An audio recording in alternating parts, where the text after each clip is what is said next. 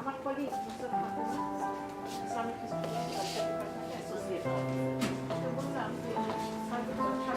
যে সিভিটা উল্লেখ করতাম না, এটা বিক্রি হবে না, বরং স্যারের ছোট্ট একটা পরিচিতি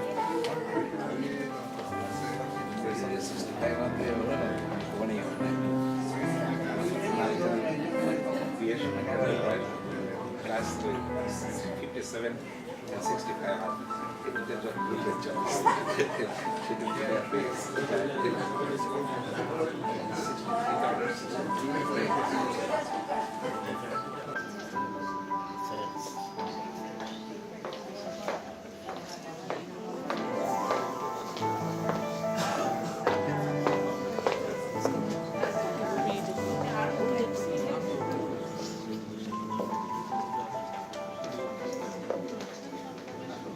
জাতীয় অধ্যাপক ভাষাকন্যা ডক্টর সুফিয়া আহমেদ এবং জাস্টিস রিফাত আহমেদ, কলা অনুষদের সম্মানিত dean professor doctor Mohammad Akhtaruzzaman এবং প্রফেসর এমেরিটাস অধ্যাপক ডক্টর আনিসুজ্জামান স্যার সহ অনেকেই এখানে উপস্থিত রয়েছেন। আমি আজকের অনুষ্ঠানের সভাপতি প্রফেসর কে এম মহসিন স্যারকে আলোচকবৃন্দকে সঙ্গে নিয়ে মঞ্চে আসন গ্রহণ করার জন্য সবিনয় অনুরোধ জানাচ্ছি।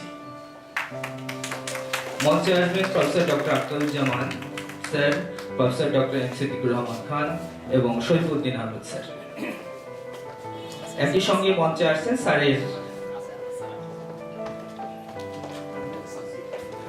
স্যারের ছেলে মিস্টার রোমেল সাব্বির আহমেদ এবং স্যারের মেয়ে মিসেস ইরফাত আহমেদ শিল্পী।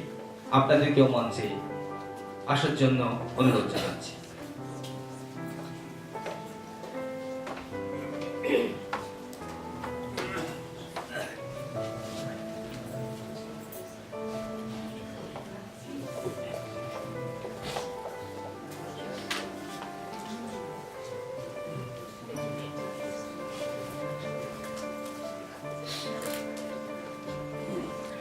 সুধীবৃন্দ, আজকের এই প্রকাশনা উৎসবটি একটু ব্যতিক্রম ধর্মী, কারণ আজ যে গ্রন্থের আনুষ্ঠানিক মোড়ক উন্মোচিত হবে তার লেখক আর আমাদের মধ্যে বেঁচে নেই।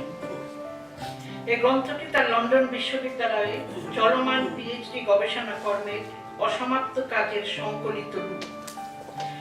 আমার শ্রদ্ধেয় শিক্ষক আশরাফুদ্দিন আহমেদ গবেষণা কর্ম চূড়ান্ত সমাপ্তির অব্যবহিত পূর্বে 1983 সালে লন্ডনে মৃত্যুবরণ করেন।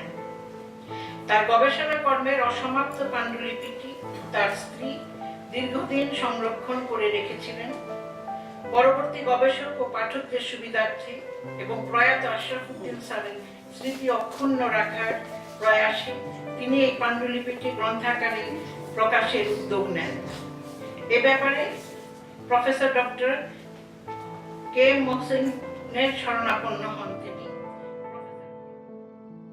প্রফেসর ডক্টর নাজমা খান মজলিস ম্যাডামকে এ পর্যায়ে প্রয়াত শিক্ষক ইসলামের ইতিহাস সংস্কৃতি বিভাগের অধ্যাপক আশরাফুদ্দিন স্যারের সাইটেশনটি পাঠ করার জন্য আমি আহ্বান জানাচ্ছি ইসলামের ইতিহাস সংস্কৃতি বিভাগের সহযোগী অধ্যাপক মিসেস নুসরাত ফাতিমা ম্যাডামকে।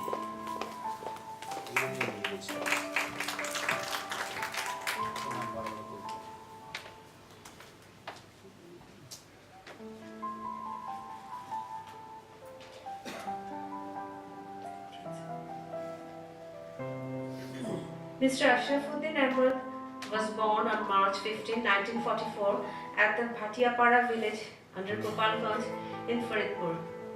His father, late Mahiuddin Ahmed, was the headmaster of the Bhatiapara High School. His mother is late Faizunnisa Ahmed. Ashrafuddin Ahmed studied his primary level at Bhatiapara High School.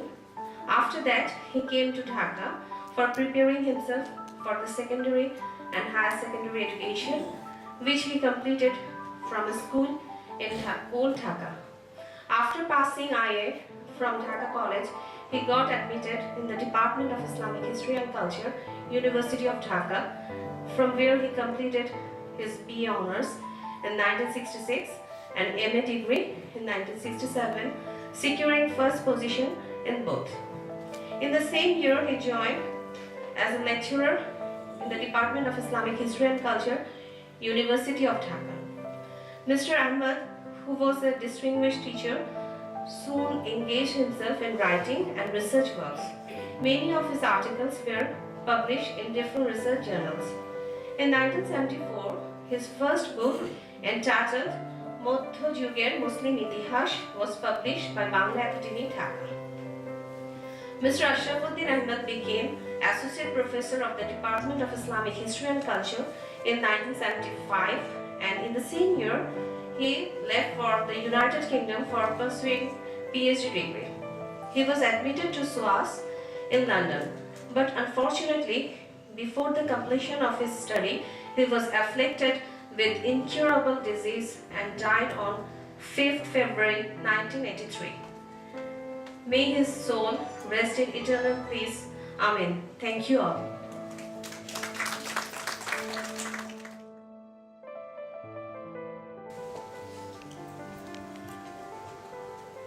ধন্যবাদ মিসেস নুসরাত ফাতিমা ম্যাডামকে। এ পর্যায়ে আশরাফুদ্দিন স্যারের যে গ্রন্থটি তার বড় উন্মোচন। আমি আমাদের সম্মানিত অতিথিবৃন্দ, আলোচকবৃন্দকে এই বইয়ের মোড়ক উন্মোচনের জন্য সবিনয় অনুরোধ জানাচ্ছি।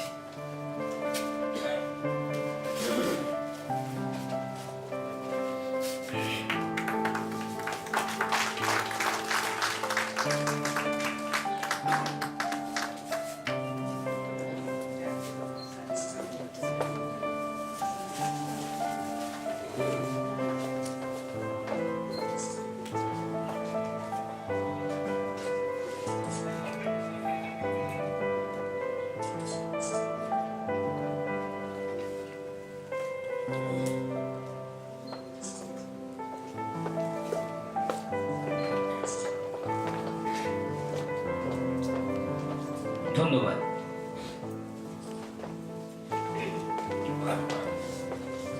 বইয়ের পরে আলোচনার আগেই আমরা একটু স্যারের পরিবারের সদস্য অর্থাৎ স্যারের ছেলে এবং মেয়ে তাদের কাছ থেকে সংক্ষিপ্ত বক্তব্য শুনব। প্রথমেই আমি আহ্বান জানাচ্ছি স্যারের কন্যা মিসেস ইরফাত আহমেদ শিল্পী।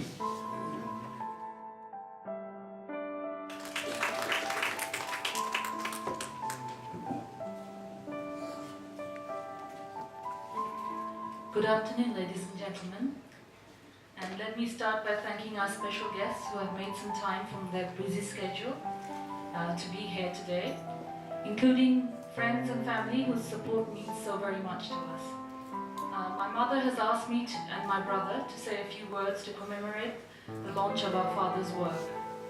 At first I didn't know what I would say or what would be appropriate for such an occasion.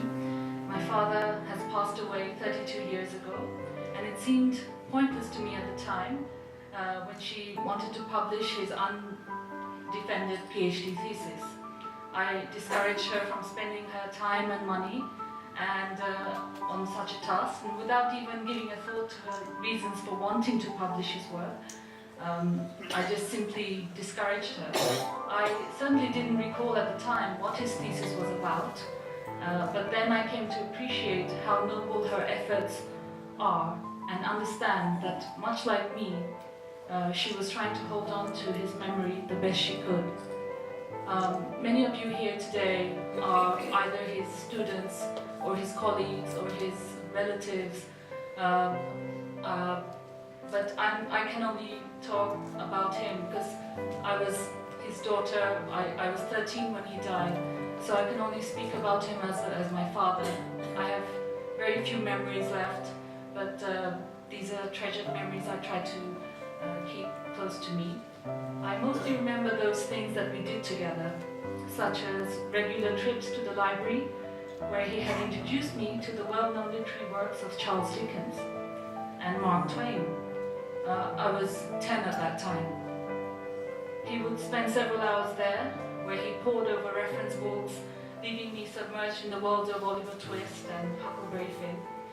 I also have memories of trips to the zoo and fun fairs where I would trot beside him holding his little finger, and my brother sat precariously on his shoulders. I remember his smile when he cooked because he loved to eat. and also his love for the music of Muhammad Rafi and Mehdi Hassan and Ghulam Ali.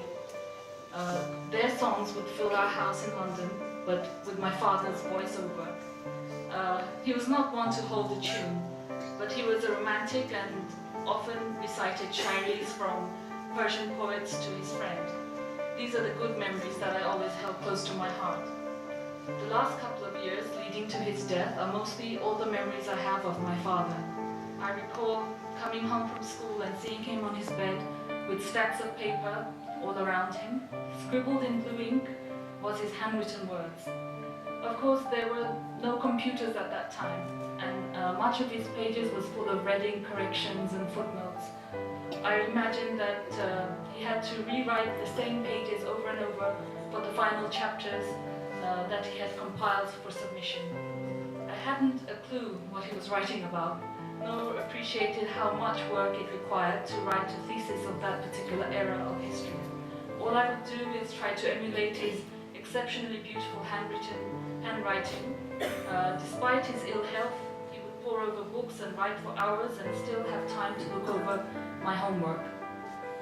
Then his untimely death came as a huge blow to our little family that left us all reeling, I suppose. Life became a constant battle for my mother, trying to remain in the UK for the sake of our better education. As I struggled with the difficulties of being without a father, I often came across his belongings, a wardrobe full of clothes that smelt of him, his old cassettes, his dark-rimmed glasses, and a trunk which held his handwritten pages along with all his books. As time passed, the trunk was moved to the attic, and so was the memories of those pages. I didn't pay much thought to those pages after that. If it wasn't for my mother's efforts to revive his thesis, I most certainly would have forgotten them completely. But one day, 25 years after I left London, she handed me a big fat bundle of pages with beautiful handwritten words, and I was filled with nostalgia and resonance. I felt regret that his work was not sooner published for the world to see. I also came to know that and appreciate the amount of hard work that went into it. For instance, I certainly can't imagine writing and rewriting all those lines by hand. Then there is the years of research, much of which was in Dutch. Apparently my father had spent 10 months in Amsterdam learning an older version of the Dutch language so that he could decipher the history written by Dutch scholars on that precise era. That's a huge feat, I think. I have to admire his commitment and persistence with which he carried out his work. Only a man who truly loved history could do all of that while he suffered in silence, in and out of hospitals and bouts of chronic hepatitis and physical pain. Unfortunately, he didn't live long enough to submit and defend his thesis. But thanks to my mother's efforts and Dr. Mohsin's support and direction, all his hard work did not go in vain. Now that I look at the printed version of his work, I realize that the man who wrote those words will remain immortal within them. As far as I'm aware, there hasn't been much research done on this period of history during Wadi Khan's reign, and I hope his book will support future research and interest in this significant topic. With that note, I'd like to ask my brother, Romel, to say a few words. Thank you.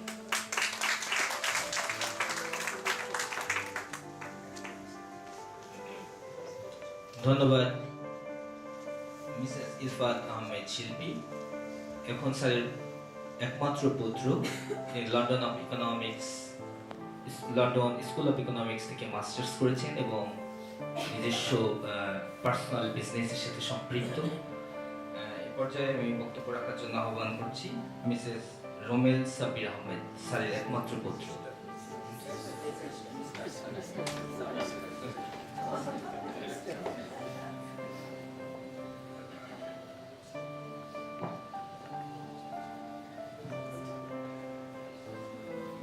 Good afternoon, everyone.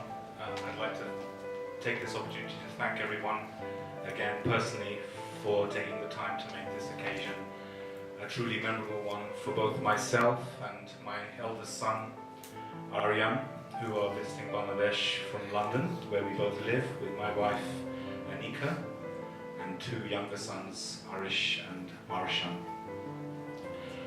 Personally, I do not have the good fortune of possessing as many memories of my father as my sister does, and this is since I was much younger at the time. I do, however, have the good fortune of witnessing my mother's hard work and perseverance for this admirable and inspiring attempt at preserving my father's memory and professional work. It's been a humbling experience for me, and I'm honoured by the attendance of so many of you, and I've gained and I'm gaining many powerful memories myself from listening to all the words from everyone who knew and worked with him. I'm inspired further by my mother's contributions to preserving his memory through financially supporting various scholarship programs from the Department of Islamic History and Culture.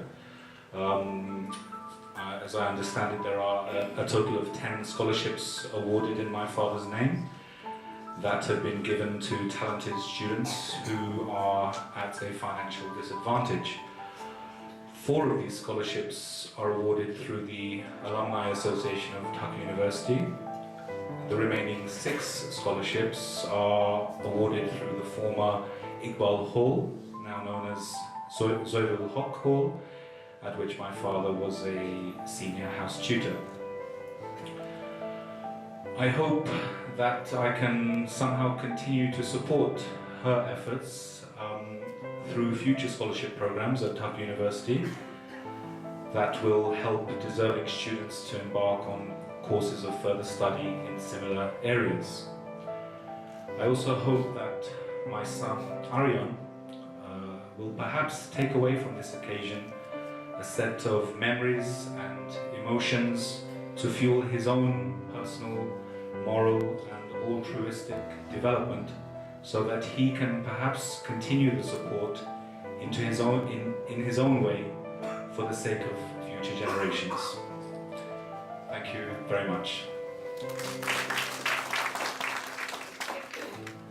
আমরা এই পর্যায়ে স্যারের যে গ্রন্থটি ইতিমধ্যে আপনারা দেখেছেন, যেটি উন্মোচন করা হয়েছে, এই গ্রন্থের পরে আলোচকবৃন্দরা এখানে উপস্থিত আছেন। প্রথমেই এই বইয়ের উপর আলোচনার জন্য আহ্বান জানাচ্ছি ইসলামের ইতিহাস সংস্কৃতি বিভাগের অধ্যাপক ডক্টর এম সিদ্দিকুর রহমান খানকে।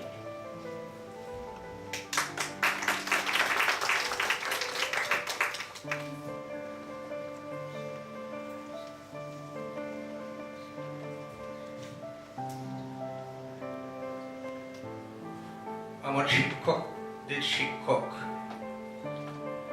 প্রয়াত অধ্যাপক আশরাফুদ্দিন আহমেদের প্রণীত Bengal during Alivardi Khan's reign political and economic aspects শীর্ষক গ্রন্থের প্রকাশনা উৎসবের সম্মানিত সভাপতি বিশিষ্ট ইতিহাসবিদ professor doctor K M Mohsin, মঞ্চে আসীন বিজ্ঞ আলোচকবৃন্দ, প্রয়াত গ্রন্থাকারের সুযোগ্য 2 উত্তরসূরি, আমাদের সামনে দর্শক সারিতে উপস্থিত আছেন আমার পরম শ্রদ্ধেয় শিক্ষক, আমার শিক্ষকদেরও শিক্ষক, আমাদের সকলের পরম শ্রদ্ধেয় জাতীয় অধ্যাপক ডক্টর সুফিয়া আহমেদ। তার পাশেই আছেন আমাদের বাংলাদেশের এক অমূল্য সম্পদ, আমাদের সকলেরই পরম শ্রদ্ধেয় professor emeritus doctor Anisuzzaman sir. আমি দেখতে পাচ্ছি আমাদের সামনে অনেক বিদগ্ধ সুধী এখানে উপস্থিত আছেন। আমি দেখতে পাচ্ছি আমাদের বাংলাদেশের সাবেক প্রধান নির্বাচন কমিশনার জনাব আবু হেনা আছেন উপস্থিত। বাংলাদেশ হাইকোর্টের মাননীয় বিচারপতি ডক্টর সৈয়দ রিফাত আহমেদ উপস্থিত আছেন। আমার শিক্ষক প্রফেসর ডক্টর মোহাম্মদ ইব্রাহিম আশরাফ স্যারের অত্যন্ত গুণমুগ্ধ একজন ছাত্র, এবং এই জন্যই আমি বলছি যে স্যার তার একটি স্মৃতিচারণমূলক লেখা আশরাফ স্যারের উপর আমার দৃষ্টিগোচর হয়েছে, এবং সেখানে স্যারের প্রতি তার যে শ্রদ্ধা সেটি প্রকাশ করেছেন, এবং এই জন্য আমি বলছি গণতন্ত্র ছাত্র। আমাদের বিভাগের সম্মানিত চেয়ারম্যান প্রফেসর মাহফুজুল ইসলাম, আমি দেখতে পাচ্ছি এখানে আমাদের আরেকজন শ্রদ্ধেয় ব্যক্তি আছেন, প্রফেসর গুলাম রহমান স্যার পিছনে বসে আছেন।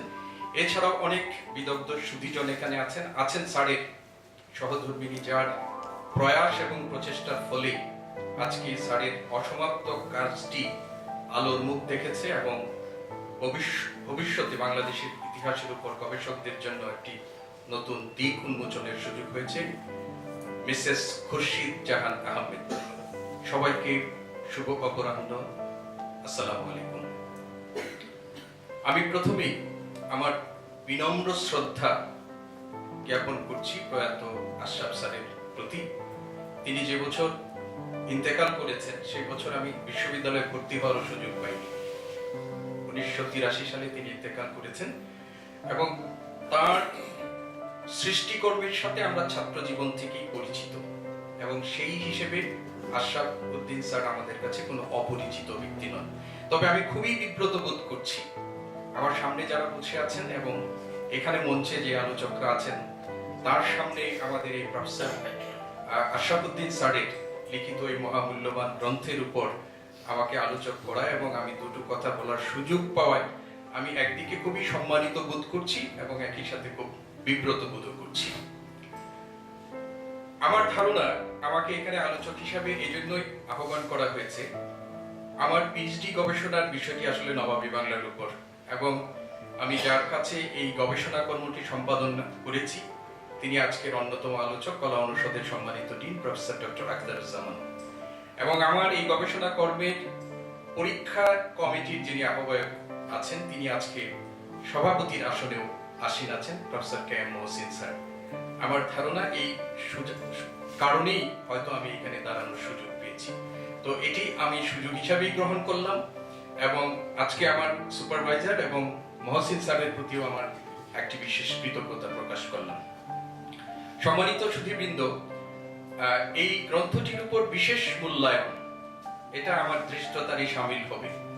তারপরেও আমি খুবই সংক্ষেপে আমার দু একটি অবজারভেশনের কথা আমি বইটি এক সপ্তাহ আগে পেয়েছি, এবং এর মধ্যে আমি যেটুকু পড়েছি এবং সেই থেকে আমার কাছে আমার যে অবজারভেশন সে সম্পর্কে আপনাদের সাথে কাছে কিছু শেয়ার করার সুযোগ করব। সুধীবৃন্দ, এই যে গ্রন্থটি এটি আপনারা জানেন যে বাংলাদেশের স্বাধীন সালতানাত যুগের অবসান, যেটি মোগল আগ্রাসনের ফলে হয়েছিল, সেই স্বাধীন সালতানাত যুগের অবসানের পর বাংলা মুঘলদের শতাধিক বছরেরও বেশি সময় তাদের একটি প্রদেশে পরিণত হয়েছিল, এবং আর ভারতের অন্য কয়টা মুঘল শোভার মতো বাংলাও মুঘলদের একটি শোভা হিসাবে এটি শাসিত হয়েছিল। মুঘলদের কেন্দ্রীয় শক্তির দুর্বলতার সুযোগ, বিশেষ করে আওরঙ্গজেবের রাজত্বকালের শেষ এবং তার মৃত্যুর পর কেন্দ্রীয় শক্তির যে দুর্বলতা, সেই দুর্বলতার সুযোগে ভারতবর্ষে মুঘল সাম্রাজ্যের অভ্যন্তরে যে কয়টি সাম্রাজ্য স্বাধীন না হলেও আধা স্বাধীন সাম্রাজ্য অভ্যুদয় ঘটেছিল, বাংলা ছিল তার মধ্যে একটি অন্যতম। হায়দ্রাবাদের নিজামের নেতৃত্বে হয়েছিল, অযোধ্যাতে হয়েছিল, এবং আমাদের বাংলা বিহার উড়িষ্যায় মুর্শিদ কুলি খানের নেতৃত্বে সেটি প্রতিষ্ঠিত হয়েছিল। এবং মুর্শিদ কুলি খান যে মুঘলদের কেন্দ্রীয় আইনগত সার্বভৌমত্ব স্বীকার করে নিয়ে যে শাসন প্রতিষ্ঠা করেছিলেন তার উত্তরসূরিদের আমলে শাসিত সেই বাংলাকে আমরা নবাবী বাংলা বলছি। এবং নবাবী আমলের ইতিহাসে একটা চমকপ্রদ অধ্যায় হচ্ছে 1740 থেকে 56 সাল, যেটি আমাদের আজকে যে গ্রন্থটি সেই গ্রন্থের মূল উপজীব্য এবং যে অংশের ইতিহাস এই গ্রন্থটিতে আলোচিত হয়েছে।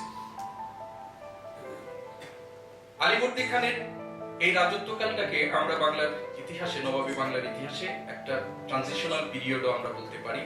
মুর্শিদ কুলি খানের মৃত্যুর পর 27 থেকে 40 সাল পর্যন্ত বাংলার ইতিহাসে একটা যে উত্থান পতন ঘটেছে, সেই উত্থান পতনের মধ্য দিয়ে আলীবর্দী খান সরফরাজ খানকে ক্ষমতাচ্যুত করে তিনি বাংলার ক্ষমতা দখল করেছিলেন। এবং 40 থেকে 56 সাল সময়কালের বিবেচনায় নবাবী বাংলার নবাবদের মধ্যে সবচেয়ে দীর্ঘ সময় তিনি রাজত্ব করেছেন কিন্তু করার জন্য। এবং তিনি তার ফরওয়ার্ডে তার আশাবাদ তিনি ব্যক্ত করেছেন যে এটা কি জন্য তিনি করেছেন, সেটা হলো ফিউচার রিসার্চাররা বেনিফিটেড হবে, এই জন্য তিনি এই কাজটি সম্পাদন করেছেন।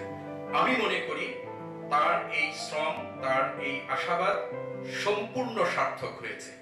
আজকে এই বিষয়ের উপর বা এই কাল পর্বে যারা গবেষণা, আমাদের পরবর্তী প্রজন্মের বা পরবর্তীতে যারা গবেষণা করবেন, তারা এই বইটির সহায়তা ছাড়া তাদের গবেষণা কর্ম সুসম্পন্ন করতে পারবেন না বলে আমার বিশ্বাস।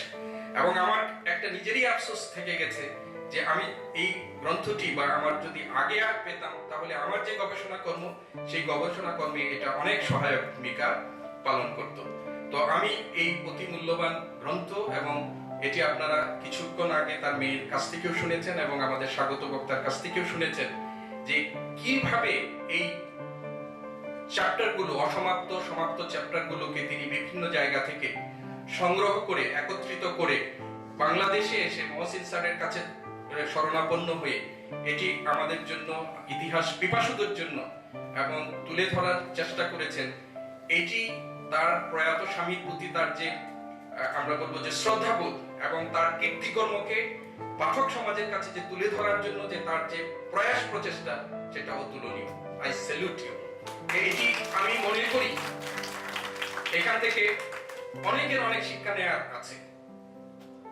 আমি আমার বক্তব্য of the publication ceremony of the book entitled Bengal during Alivardi Khan's reign, Political and Economic Aspects, noted historian Professor K. M. Hossain. We have amongst us our fellow discussants, Professor Ashrafuddin Ahmed, Professor Dr. Siddiqur Rahman Khan, Mr. Romel, and Mrs. Ifat. We have amongst us at the moment, I see National Professor and Language Hero, Professor Dr. Sophia Ahmed, Distinguished Educationist, Professor Emeritus Anisuzzaman, His Excellency Mr. Justice Dr. Syed Rifat Ahmed, former Chief Election Commissioner Mr. Abu Hena, distinguished members of the audience, good afternoon and Assalamu alaikum. It is good to be here.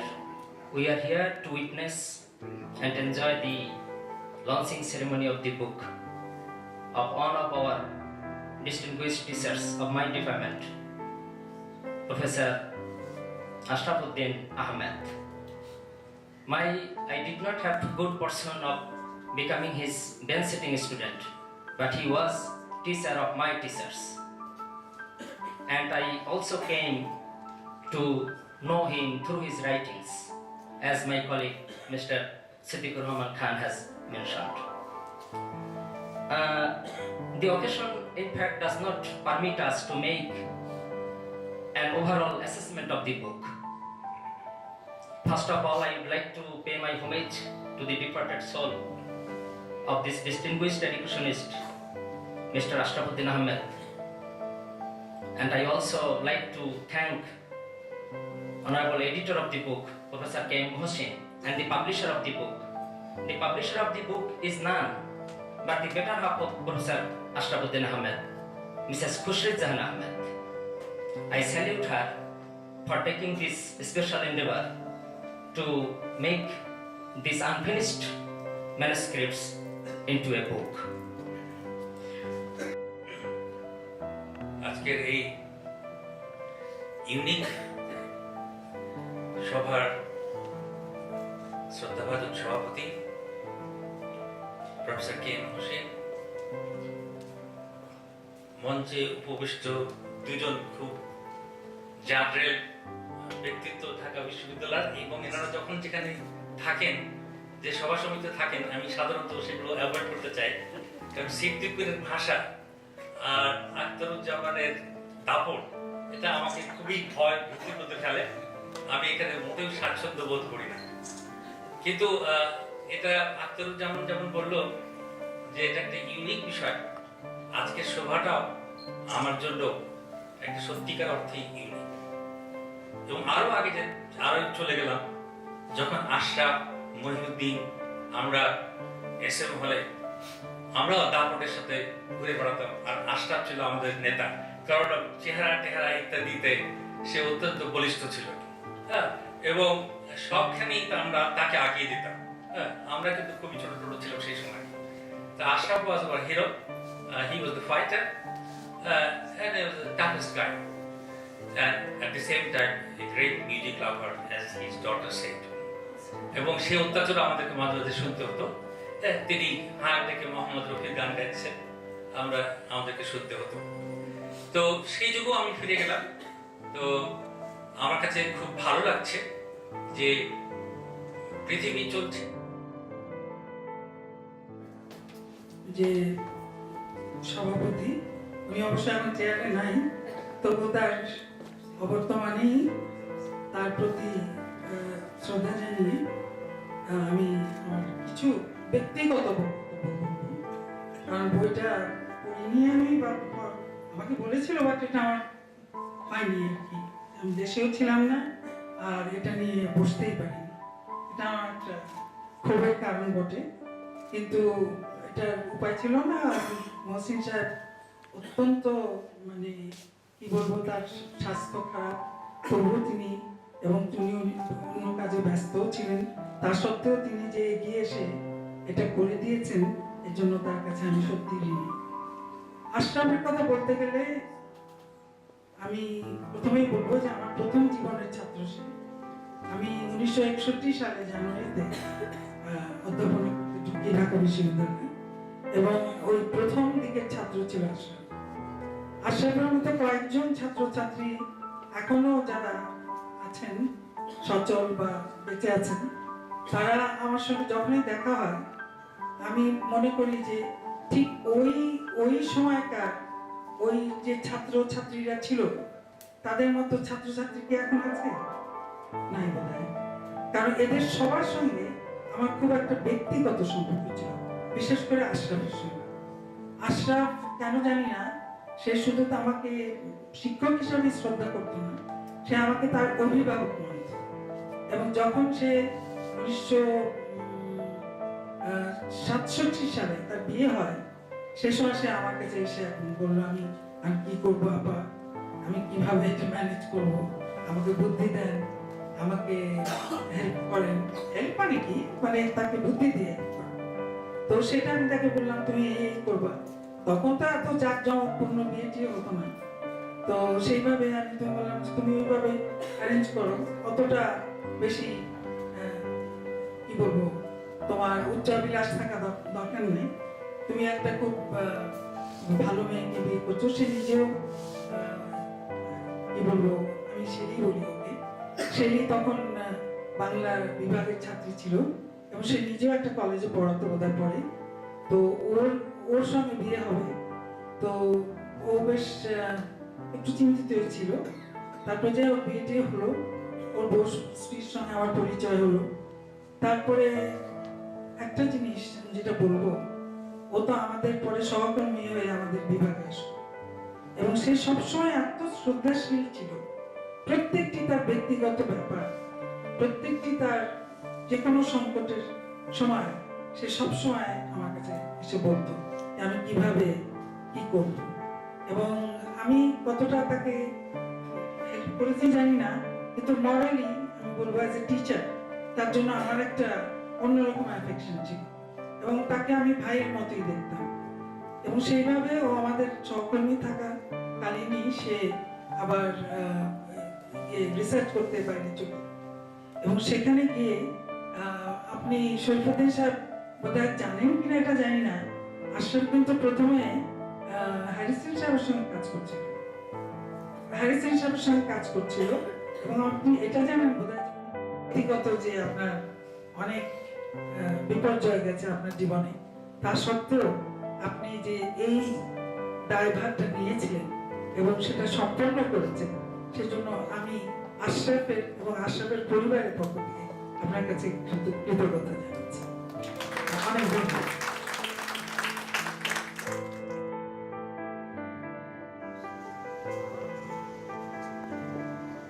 সম্মানিত সভাপতি, আজকে আমার এখানে এসে মনে হচ্ছে আমার অনেক বয়স হয়ে গেছে। কারণ কি জানেন? কারণ হচ্ছে এতক্ষণ আমি খুব গভীর মনোযোগ দিয়ে আপনাদের কথা শুনছিলাম, বিশেষ করে এখানে যারা আলোচক, ডিস্টিংগুইশ আলোচক, বিজ্ঞ আলোচকরা ছিলেন, Siddiqur Rahman, doctor Siddiqur Rahman Khan, doctor Akhtaruzzaman, doctor Sharifuddin Ahmed. এবং এদের দুজন বললেন যে তার শিক্ষকের শিক্ষক ছিলেন আশরাফ। আর doctor Sharifuddin Ahmed, for the last speaker, তিনি বললেন যে তারা বন্ধু ছিলেন। এবং মহিউদ্দিন এখানে আছে। মহিউদ্দিন, তুমি তো আছো এখানে। তো তোমাদের দেখে মনে হচ্ছে যে আমার অনেক বয়স হয়েছে। মহসিন আমার ইয়াঙ্গার, মহসিন কিন্তু আমার ইয়াঙ্গার। আমি আশরাফের শিক্ষক ছিলাম ঢাকা বিশ্ববিদ্যালয়ে। তো বয়স বুঝতেই পারছেন। আমার বন্ধু আনিসুজ্জামান এখানে বসে আছেন, আমরা একসঙ্গে সহকর্মী ছিলাম। আমি ইংরেজি পড়িয়েছি, উনি বাংলা পড়িয়েছেন। একটু আগে ম্যাডাম সফিয়া বললেন উনি 61-এ ঢাকা ইউনিভার্সিটিতে যোগদান করেন। 61, আমি 1960-তে জয়েন করেছি ঢাকা ইউনিভার্সিটি। এবং আশরাফ আমার ইংরেজির ছাত্র ছিল। ও ইসলামিক হিস্ট্রি বটে, কিন্তু ইংরেজির ছাত্র ছিল। ইংরেজি আমি পড়িয়েছি। কেন? নো নো, তখন এই তো অবস্থা। দেখুন ইতিহাস আমরা ভুলে যাই কিভাবে, এবং এই কারণে ইতিহাস বিকৃত হয়ে যাচ্ছে। আপনার ফাংশনাল ইংলিশ, আপনাদের নাম মনে নেই বোধহয়, এখন যারা শিক্ষক আছেন তারাও বোধহয় মনে নেই তাদের ফাংশনাল ইংলিশ। এবং আমার বহু ছাত্র, বিশ্বাস করুন, বহু ছাত্র যারা সব রিটায়ার হয়ে গেছে, তারই ছাত্ররাও রিটায়ার হয়ে গেছে, তারাও আমার কাছে পড়েছে। সায়েন্সের ছাত্র, কমার্সের ছাত্র, আপনার বিভিন্ন আমাদের হিউম্যানিটিজ এর, আর্টস, আমরা তখন আর্টস বলতাম, এখন হিউম্যানিটিজ আপনারা বলেন, সেই হিস্ট্রি, সেই ইসলামিক হিস্ট্রি, সব ছাত্র। তো অনেক আশ্চর্য হয় যখন কোনো একজন শিক্ষক, ইউনিভার্সিটির কোনো একজন শিক্ষক অন্য সাবজেক্টে, তিনি যখন আমাকে দেখে স্যার বলছেন, আরে ব্যাপারটা, উনি তো ইংরেজি জানতাম, ইংরেজির ছাত্র, উনি তো সায়েন্সের, উনি সায়েন্স পড়েছেন, কেমন করে শিক্ষক হয়ে গেলেন ঢাকা ইউনিভার্সিটিতে? Functional English. এই ফাংশনাল ইংলিশ সূত্রে আশরাফ আমার ছাত্র ছিল। এবং আমার মনে আছে, অনেকগুলো কথা বলি, আশরাফ কিন্তু শুধু আমার ছাত্র নয়, ও কিন্তু আমার ভাইরা। খুরশিদ জাহান আমার শারিকা, আমার ওয়াইফের ফুফাতো বোন। তো আমার ভাইরা খুব আপনজন, খুবই আপনজন, এবং আমি ওকে খুব স্নেহ। আমি যখন সাব ডিভিশনাল অফিসার, আপনারা তো সব এখন তো সব এসডিও টেসডিও এগুলো সব আপনাদের অনেকেরই ধারণা নেই। সাব ডিভিশনাল অফিসার 1984 এর আগে পর্যন্ত এগুলো ছিল। তো তারপরে নতুন ডিস্ট্রিক্ট যখন হয়ে যায়, তারপর থেকে অনেক পরিবর্তন হয়েছে। উপজেলা সিস্টেম আসার পর থেকে 1983-84 এর পর থেকে আমি যখন sub divisional officer Munshiganj, Ahmed, doctor Akhtaruzzaman, doctor Mohammad Siddiqur Rahman Khan, doctor K N Mahashi, doctor Nazma Khan Majlis, এবং আমার সম্মানীয় অতিথি মোহাম্মদ মফিজুর রহমান, চেয়ারম্যান ইসলামী ইতিহাস ও সাংস্কৃতিক বিভাগ, এবং আমার আমন্ত্রিত আমার শ্রদ্ধেয় সব বন্ধু বান্ধব, টিচার, সবাইকে আমি জনাব আশরাফুদ্দিন আহমেদের অসম্পূর্ণ পিএইচডির পাণ্ডুলিপি দীর্ঘ 30 বছর ধরে আগলে রেখেছিলাম। আমার মনে একটা ইচ্ছা ছিল, একদিন না একদিন এটা বই আকারে প্রকাশ করব। আজ আমার সেই পরম আশা পরিপূর্ণ হয়েছে। আমি ভীষণভাবে আনন্দিত এবং আপ্লুত। আমার বিশ্বাস